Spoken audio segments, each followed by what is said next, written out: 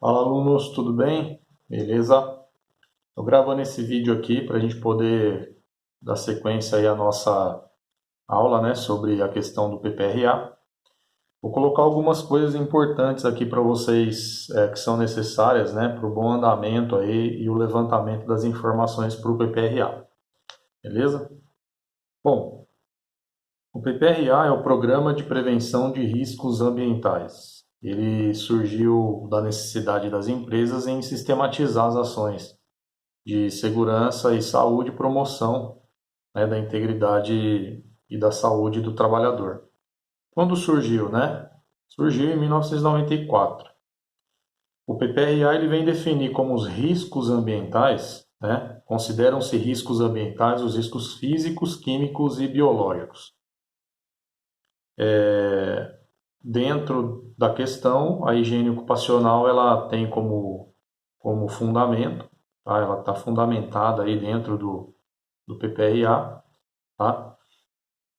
Uma coisa importante de se falar, né, sobre a questão de risco, é que é necessário observar a natureza, a concentração, a intensidade e o risco está presente ali naquele ambiente.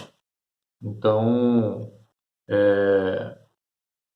você precisa, né, como avaliador, né, como um técnico de segurança, entender que quanto maior o tempo de exposição, mais agressivo é o agente, e assim, tendo em mente, né, que isso pode gerar uma doença ocupacional aí para o trabalhador. A base, né, a finalidade do PPRA, o PPRA ele vem trazer a antecipação, o reconhecimento, a avaliação e o controle como tripé, né? Como tripé. E eu vou falar um pouquinho sobre cada um desses itens aí, tá? Quando se fala em antecipação, né? A antecipação dos riscos, ela acontece preliminarmente. Fala-se sobre a questão da antecipação, que está contida lá no item 9.3.1, a linha A. Então, nessa fase, é verificado os riscos potenciais futuros, né? Então, de certa forma, a gente não consegue hoje, né, olhar por uma questão assim, porque estamos tratando aí de riscos potenciais futuros, tá? Então, surge a sequência aí que seria a próxima, que seria o reconhecimento. Na etapa de reconhecimento, que é a linha B, aliás, a linha A ainda, né? Reconhecimento, tratando do reconhecimento, né? Antecipação e reconhecimento dos riscos, que é a linha A. Fala da questão dos riscos evidentes, tá? Presentes, aqueles riscos que estão presentes aí no ambiente de trabalho. A etapa de reconhecimento, né? É fundamental, né, para a questão da higiene e também para um planejamento, né, para poder verificar qual seria a melhor estratégia, né, para se avaliar aquele risco presente ali. Tá? Esses riscos, né, presentes, então quando você for fazer uma avaliação é necessário que você entenda ali, né, como que é os métodos de trabalho, né, qual é o método de trabalho realizado ali naquela atividade, naquele setor? Fluxo de processo, tá? Como começa, como termina, quais são as matérias-primas empregadas aí? Existe produto químico? Qual produto químico existe ali? É necessário trazer ali, fazer um levantamento das FISPIC, que são as fichas de informação de segurança desse produto. Então, faça ali o levantamento dessas FISPs, né? Nessa etapa de reconhecimento, você faz esse levantamento. Número de trabalhadores expostos. Importante trazer a questão dos números de trabalhadores expostos aí para você determinar e fazer ali o grupo homogêneo, tá? Grupo homogêneo de exposição ao risco. A gente já tratou a questão do grupo homogêneo aí, né? Foi falado sobre a questão do grupo homogêneo já. E aí depois é nessa fase de reconhecimento que você define as estratégias, né, que você vai utilizar para fazer as avaliações. Próxima etapa aí do item 9.3.1 do PPRA, a linha B, trata do estabelecimento de prioridades e metas de avaliação e controle. Vou contar uma historinha aqui que eu achei interessante aqui na internet. Tá assim, ó. Você estava viajando de carro e o seu carro estraga. A rodovia é daquelas que não passa nem mosquito. Você à beira da estrada já está sem comer durante 2 dias. Estômago roncando, doendo de fome. Você andando em busca de comida e vê logo à frente um grupo de 10 galinhas vagando ao léu, né? Estão ali. A primeira reação será correr para cima das galinhas e ver qual consegue pegar. Na maioria dos casos, isso não dará certo. Mesmo tendo 10 galinhas, você não pegará nenhuma. Elas correrão em bando e você ficará com um cara ali de taxa, né? A saída é escolher uma vítima e correr com todas as suas forças atrás daquilo que você escolheu. Então, da mesma forma, é a questão do PPRA. Então, você define ali identifica o risco, né, na etapa ali de reconhecimento, e aí você traça ali ações, né, para que você consiga tratar esses riscos, né, fazer o levantamento focado naquilo que você identificou. Porque se você for ficar olhando ao redor, né, existem muitos processos, né, dentro de uma empresa, principalmente as indústrias, né? E aí quando você se depara com uma situação dessa, você acaba perdendo ali o foco. Então você foca em um risco ali, define tudo que tem que ser definido ali como ação, tá? E aí sim você parte para o próximo, que nada mais é do que uma sequência, tá? O item C do item 9. A linha C do item 9.3.1 do PPRA fala da questão da avaliação dos riscos.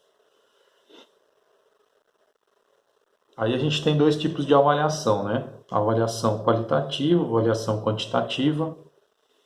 É sempre importante entender a questão do processo, né? Da questão da avaliação quantitativa. A avaliação ela tem como objetivo determinar a magnitude e a frequência e a duração também, né, da exposição àquele determinado agente. E aí você faz uma avaliação ali objetiva, que é realizando a quantificação. Então você faz a quantificação dos riscos. Para quê? Para garantir, né, que os valores encontrados estão dentro ou fora de um limite, né, de tolerância. Tá? E o objetivo maior, que é você tentar reduzir ou eliminar, né, o risco para que você consiga ali, fazer um controle mais efetivo. É importante citar 3 pontos durante a avaliação, né?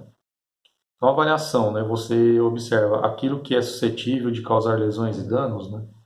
Então, aquele risco presente ali, ele é suscetível de causar lesão e danos à saúde do trabalhador? Sim ou não? Uma pergunta, né?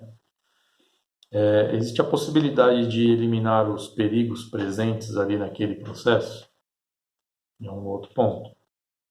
As medidas de prevenção ou proteção para controlar os riscos, como é? como está, né? Elas existem, não existem?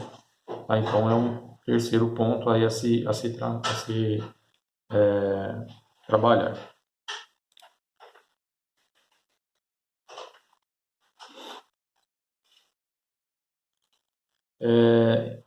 Então, assim, para que se faça uma boa avaliação quantitativa, você precisa fazer uma avaliação qualitativa primeiro, mais adequada, porque você não vai conseguir adotar metodologias, né, estratégias de avaliação, de amostragens, né, sendo que você não tem ali um bom levantamento, um bom reconhecimento. Então, utilizando esses checklists aí que eu enviei no Drive, você consegue fazer um levantamento prévio aí dos riscos, né? Para poder fazer uma boa avaliação aí, tá? Do ambiente, com mais eficácia.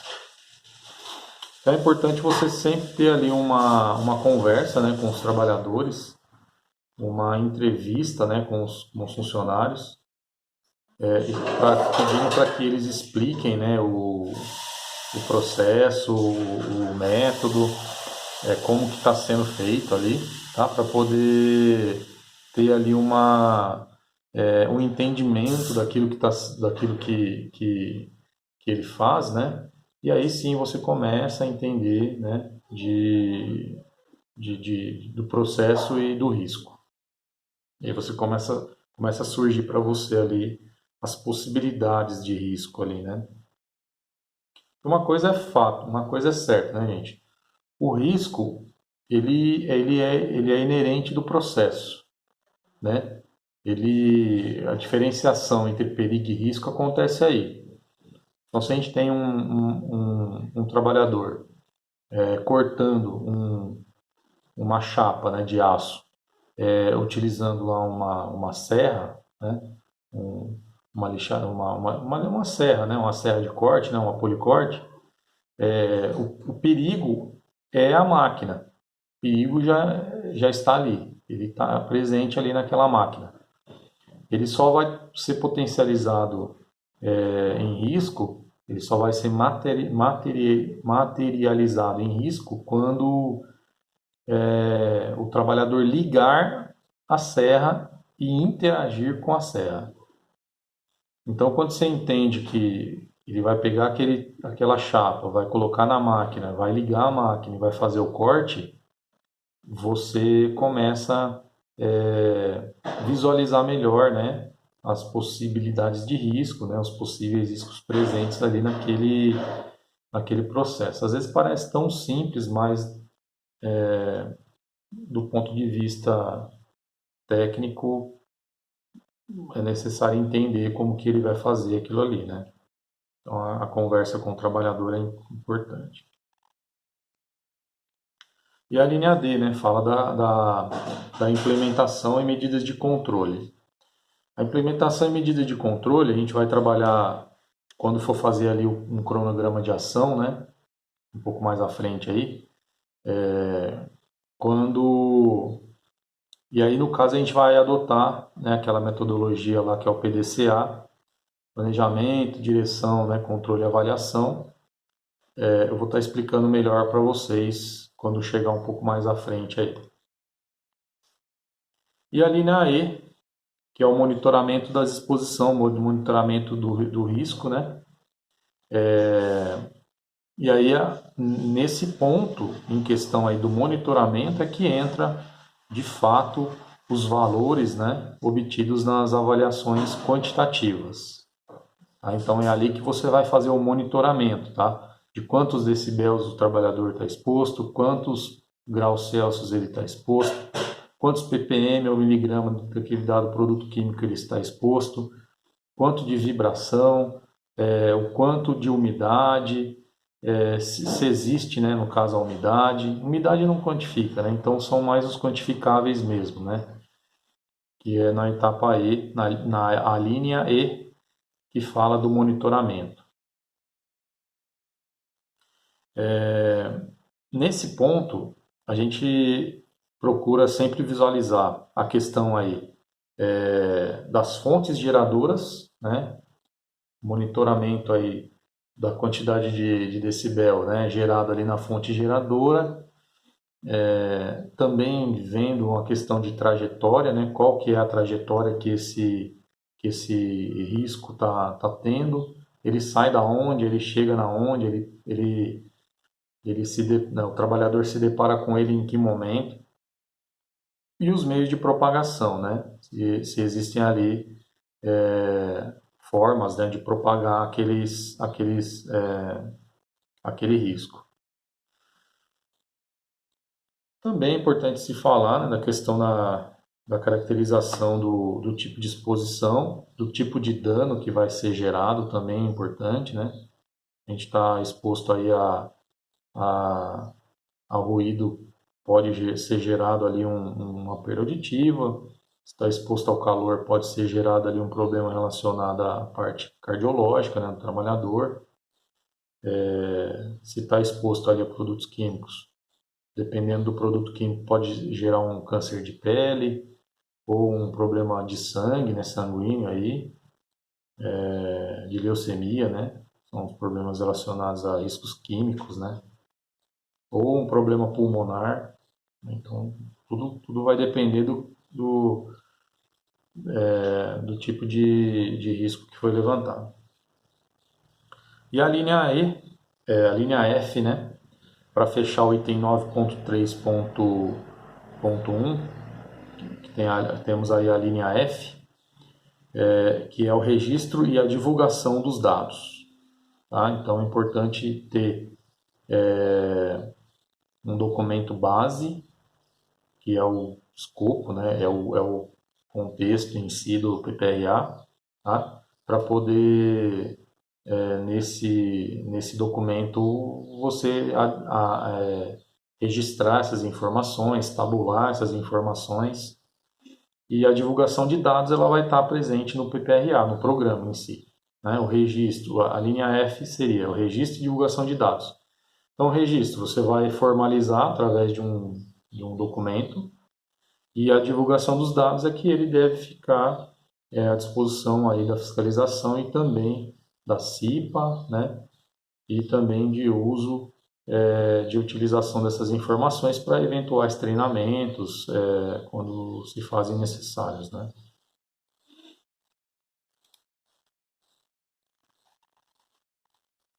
A questão do controle, gente,